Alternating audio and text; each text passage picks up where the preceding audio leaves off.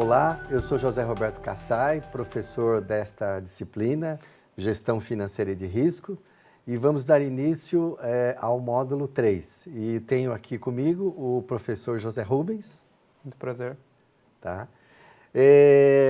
Então, o tema do módulo de hoje, nós vamos verificar aqui o quadro clínico de análise de balanço e o termômetro de Canitz. Então, relembrando, né, os vídeos anteriores, nós fizemos uma dinâmica com vocês, simulamos a abertura de uma empresa com todas as atividades de compras, vendas, né, impostos, faturamento, né? Aí dimensionamos que precisaríamos de um valor hipotético aqui de 295 mil, aí fomos buscar os recursos, o capital próprio, né? Fizemos todas as simulações, né? E vocês tiveram o entendimento de que essas transações ficam desenhadas no formato de um demonstrativo contábil, o principal, que chama-se balanço patrimonial. Né? O lado esquerdo ativo, o lado direito passivo, né? E as outras transações se enquadram na DRE, na demonstração do resultado do exercício. Tá? Então, vocês viram na aula passada que os demonstrativos contábeis, aqui nós temos o balanço patrimonial e a DRE, que vocês acabaram de ver, tem a DMPL, demonstração das mutações do patrimônio líquido, a DFC, que é a demonstração de fluxos de caixa, nós temos o modelo direto e indireto, e a DVA, que é uma inovação brasileira, né? Ela passou a ser exigida a partir de 2010, que é a demonstração do valor adicionário. Tá? Nós não abordamos aqui, mas é oportuno ressaltar também que complementam, né, o conjunto das demonstrações financeiras, o relatório da administração, as notas explicativas e o parecer de auditoria. Né? O relatório da administração é um relatório em que os gestores podem falar sobre o futuro da empresa, a estratégia. As notas explicativas explicam como que foram contabilizadas as transações, eventuais detalhes. E o parecer de auditoria, como vocês obviamente entendem, é um parecer de um terceiro ratificando, né, a veracidade das informações. Tá? Então, nós pudemos ver na aula passada, naquele caso simples, né, nós elaboramos o balanço patrimonial. Então, vocês vejam que tem um saldo inicial aqui e um saldo final, poderia ser o ano passado e esse ano. Né? A demonstração do resultado do exercício, que demonstra o resultado, se entre as receitas e despesas se deu lucro ou prejuízo. Tá? A demonstração das mutações do patrimônio líquido. Então, por exemplo, vocês já sabem ler nos balanços. Qual foi o lucro do ano? 10.890 aqui. Tá? E ele entra aqui nas demonstrações do patrimônio líquido, 10.890. Aí tinha um saldo anterior de zero, nós tivemos uma distribuição de dividendos, né, de metade, 5.445, e sobrou 5.445 aqui, tá? Essa outra metade. E esse valor vem aqui para o balanço. Tá? Então, a DMPL nada mais é do que a demonstração das mutações desse grupo do balanço. Tá? Então, é um demonstrativo que se encaixa. Depois nós tivemos a DFC, como vocês viram, nós temos o modelo direto e o modelo indireto. No modelo direto, assim como o próprio nome diz, são evidenciadas todas as transações de caixas, todos os recebimentos e pagamentos, né, classificado em operacional, investimento e financiamento. Então, olha só o caixa aqui, nós tínhamos 5 mil e terminamos o ano com 20. Então, teve uma variação de 15. Então, essa variação de 15 é o que é demonstrado nessa demonstração de fluxo de caixa. Então, aqui tem detalhadamente toda a movimentação que o analista, o leitor, pode verificar. A demonstração do valor adicionado é uma demonstração que poucos países utilizam, né? E o Brasil é um dos pioneiros, né? E como vocês entenderam na aula passada, a DRE, que é a demonstração do resultado do exercício, a linha mais importante é a última, é o bottom line, é o lucro. Né? Mas nem sempre as empresas que dão mais lucro são aquelas que contribuem para a sociedade, que agregam mais valor. Então, a DVA nada mais é do que uma DRE ordenada num formato diferente. Ela demonstra qual foi o valor adicionado. Então, por exemplo, a empresa adicionou R$60 mil, né? Olha, a DRE mostra que ela teve um lucro de 10.890. Mas em termos de economia, ela adicionou 60. E como que ela distribuiu? Funcionário, governo, etc, etc. E a gente pode avaliar também graficamente. Então, é uma demonstração que tem um horizonte maior, né? Então, além desse conjunto das demonstrações financeiras, nós podemos fazer algumas análises, né? Como vocês viram, né? E com base nessas análises, a gente avalia se a situação da empresa, se está boa, se está razoável, regular ou se está ruim. E no conjunto que nós fizemos na simulação passada, deu para concluir que estava numa situação boa. Então, isso foi o que nós vimos no módulo anterior, né? E eu espero que vocês tenham lido, né, a bibliografia, né, feito os exercícios, o quiz, né, para realmente reforçar. E o que a gente sempre fala aqui, nós não estamos dando peixe, né? Nós estamos ensinando a pescar. Então, na verdade, vocês têm que fazer um esforço, né, individual para assimilar todos esse conhecimento, tá? E agora, o que eu pedi na aula anterior e vocês teriam que ter feito, né? Eu espero que todos tenham feito. Nós criamos aqui, nós chamamos de quadro clínico de análises, de balanço, análises econômicas e financeiras. Então, eu pedi para que vocês olhassem o material, a bibliografia e calculassem todos os indicadores, liquidez corrente, seca, etc, etc, etc. Então, vocês iam calcular o ano 1 e o ano 2, com base nessas demonstrações exemplificativas, né? Tem uma coluna aqui de parâmetro, né? Esse parâmetro, que no caso aqui pode ser o mercado em que a empresa atua. Então, por exemplo, a liquidez corrente, a média do mercado é igual a 2. Pode ser a média do mercado, pode ser a média dos principais concorrentes. Então, vocês iriam calcular cada indicador, né, e fazer uma comparação com o parâmetro, e fazer uma análise se a situação está boa, se está regular, se está ruim, a tendência e a conclusão. Tá? Então, isso é o que eu pedi, eu gostaria que todos tivessem feito. Tá? Então, eu adianto agora o resultado. Eu já estou dando o resultado, vocês podem conferir, né? Se eventualmente algum resultado não bateu, verifiquem na fórmula, tem o fórum, né? Vocês podem nos mandar também perguntas, né? Ou consultar a resolução do exercício e verificar cada um desses indicadores. E o que nós vamos fazer agora com vocês, eu vou fazer rapidamente como que a gente interpreta, tá? Então vamos lá, por exemplo, liquidez corrente. Qual que é a fórmula? É ativo circulante dividido por passivo circulante. Então, e o resultado deu 1,92, né, no primeiro ano, e no segundo ano subiu para 2,17. O que significa isso? Que para cada R$1 de dívida que a empresa já tem contratada no curto prazo, por isso que é circulante, a empresa tem mais de 1,92, 2,17 no ano 2. E como que nós interpretamos?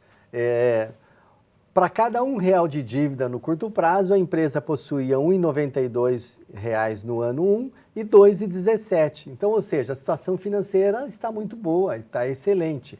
E comparando com a situação de mercado, principalmente no ano 2, a situação está melhor ainda, ou seja, está muito boa. Tá? Então, para a gente avaliar, vocês têm o resultado, né? A gente já pode analisar todos eles.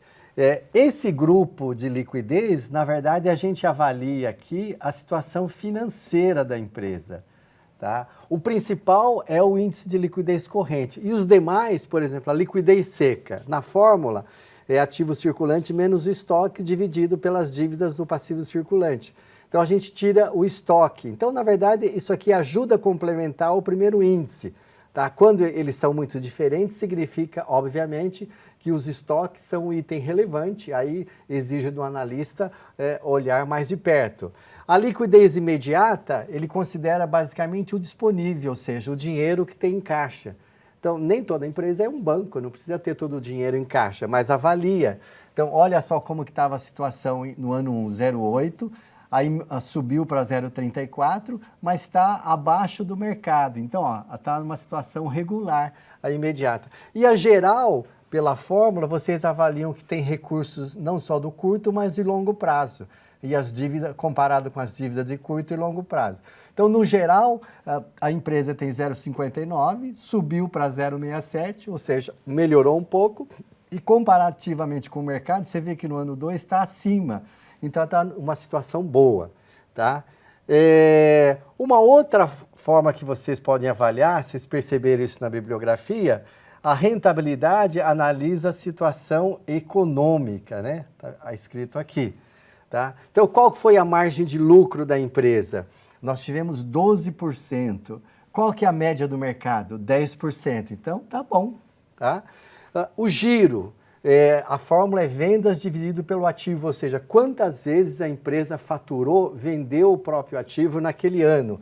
Então, era 0,31 e o mercado, a média do mercado, 0,50, ou seja, está numa situação regular. Então, talvez essa empresa esteja perdendo o mercado para os concorrentes.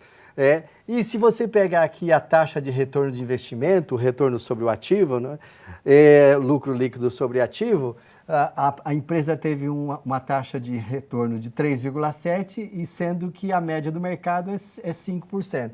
Então, eu diria que a empresa está numa situação boa, apesar de estar um pouco abaixo do mercado. Então, o mercado está um pouco mais eficiente, né? E o retorno do acionista, 10,9%, também está um pouquinho abaixo do mercado, 12%. Tá? Então, tá bom aqui também. Tá? E aí nós podemos analisar a estrutura de endividamento, a estrutura de imobilizado e a estrutura de atividade. Então, o endividamento, o mercado ele tem um endividamento de 50%, ou seja, 50% capital próprio e 50% de dívida.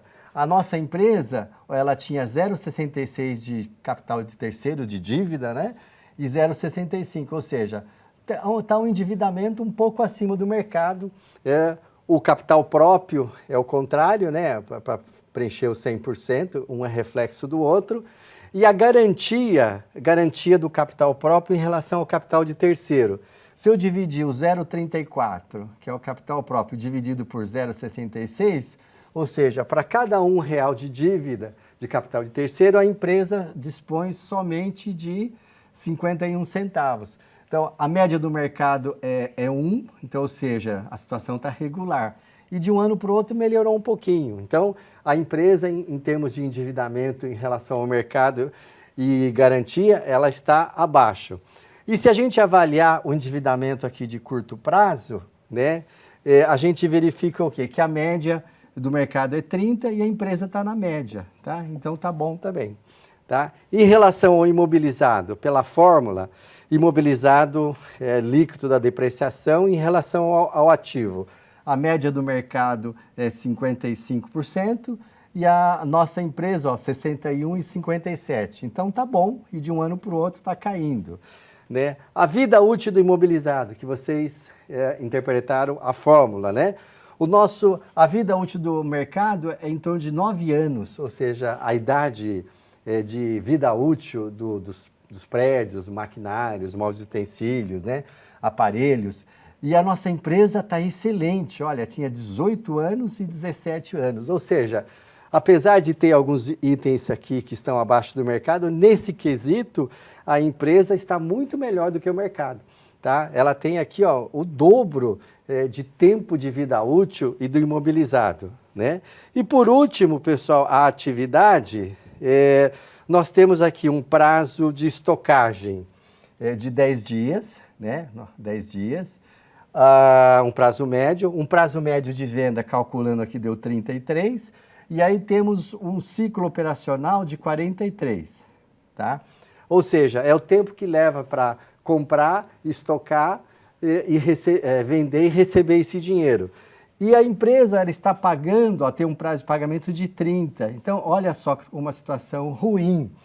Ela está financiando 13 dias, ou seja, no ciclo operacional e no ciclo de caixa total, a empresa está pagando 13 dias antes de receber o dinheiro. Então, isso é ruim.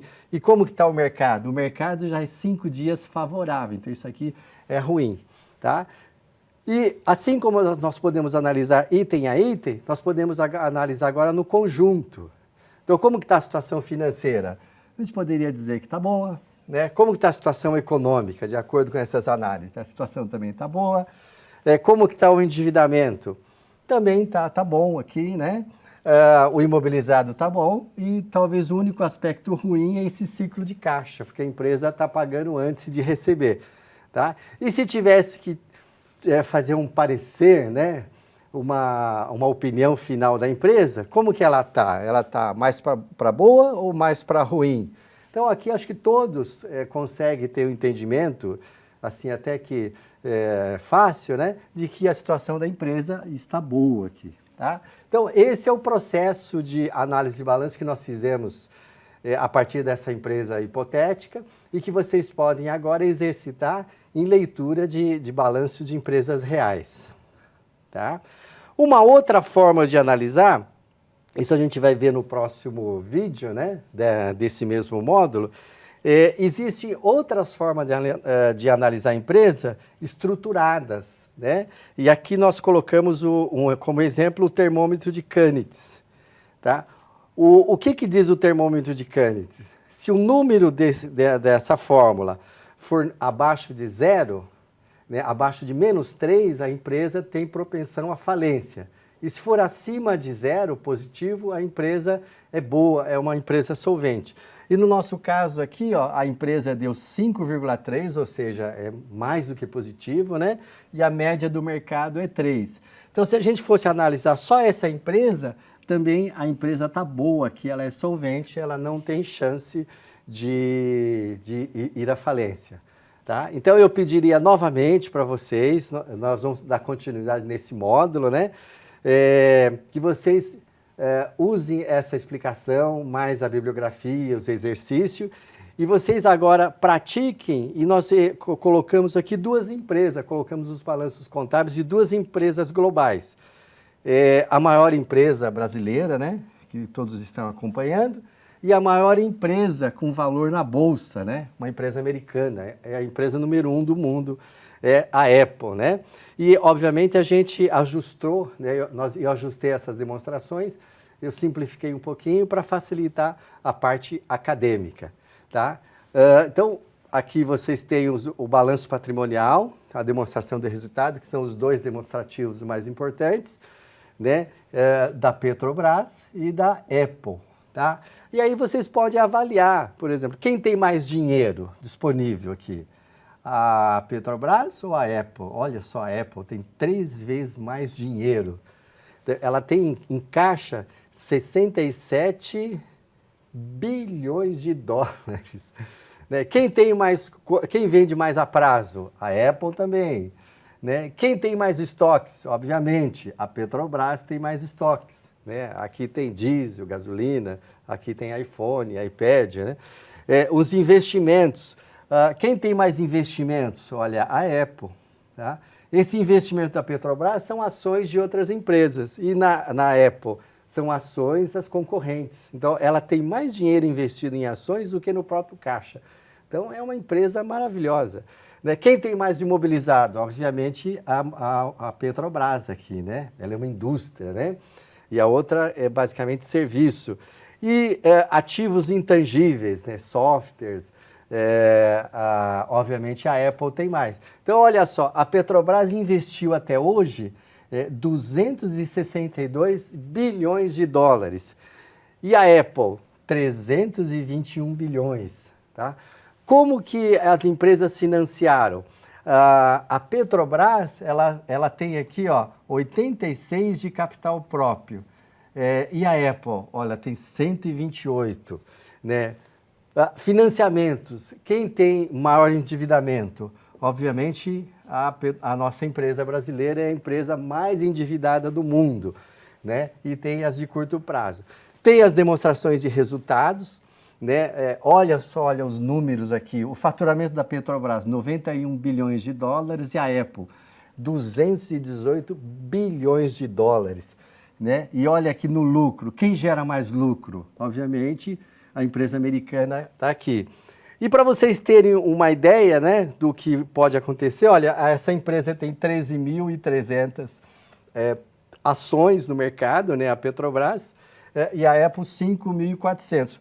A cotação da empresa brasileira 4 dólares e a Apple 156. Então, olha só, a empresa brasileira investiu 262 bilhões. Quanto que vale as ações no mercado? Então, ó, o valor das ações no mercado vale 53, ou seja, vale menos do que ela tem. E a americana? Ela investiu 321 bilhões, e quanto que ela vale no mercado? 842 aqui, tá? Então, por que que isso acontece? Esse é o tema que a gente vai avaliar no próximo módulo, mas vocês já podem ir exercitando. Então, tem o quadro clínico, tá? Vocês têm esse exercício, podem exercitar. Nós já estamos disponibilizando a solução, tá? E aí vocês vão avaliar não só individualmente cada indicador, exercitar essa orientação que nós fizemos, mas vocês podem comparar, por exemplo, quem é melhor em cada aspecto. Então, por exemplo, na situação financeira, a Petrobras, é o amarelo, está melhor. E os restantes aqui, a Apple está melhor. Imobilizado, aqui a Petrobras está melhor. E nos outros aspectos, americanos. Então, vocês podem fazer essa experiência, não só com o intuito de avaliar a situação, mas principalmente fixar os conhecimentos dessa disciplina, tá? Vocês vão avaliar como que estão essas duas empresas globais. Não esqueçam de fazer os exercícios, né, o quiz, né? E podem questionamento, quem investiu mais, quem mais endividado, qual delas possui mais imobilizado, quem fatura mais, etc, etc. Quem é uma empresa com cara de nova economia, quem é uma empresa de velha economia. Então, vocês vão exercitar, tá? Então, concluindo esse estágio, esse módulo, né? A gente pode resumir o processo de análise das demonstrações financeiras em 3 estágios. O primeiro estágio é tipo o quadro clínico, que são aquele monte de indicadores. Vocês podem avaliar um por um, grupo por grupo e dar opinião geral. O terceiro estágio são modelos estruturados. Aqui a gente exemplificou o modelo do Canitz, tá? E o segundo é uma interrogação, ainda é o tema do próximo módulo. Esse primeiro ele é mais feeling ou é mais técnica? Eu perguntaria para o professor José Rubens. O quadro clínico me parece mais feeling. Né? Apesar de ser o quê? Ter um monte de conta, tá? Então, o último, aquela fórmula, ele é praticamente fórmula, né? É mais raciocínio. E o primeiro, apesar de ter muitas análises, mas, por exemplo, o parecer, a conclusão final, ele exige muito mais feeling, experiência do analista do que alguma coisa científica, tá? É por isso que eu separei aqui o módulo 2, o próximo módulo, que é um outro tipo de análise que a gente vai direto à raiz do problema, ok? Então eu agradeço e faço as atividades até a próxima etapa desse módulo.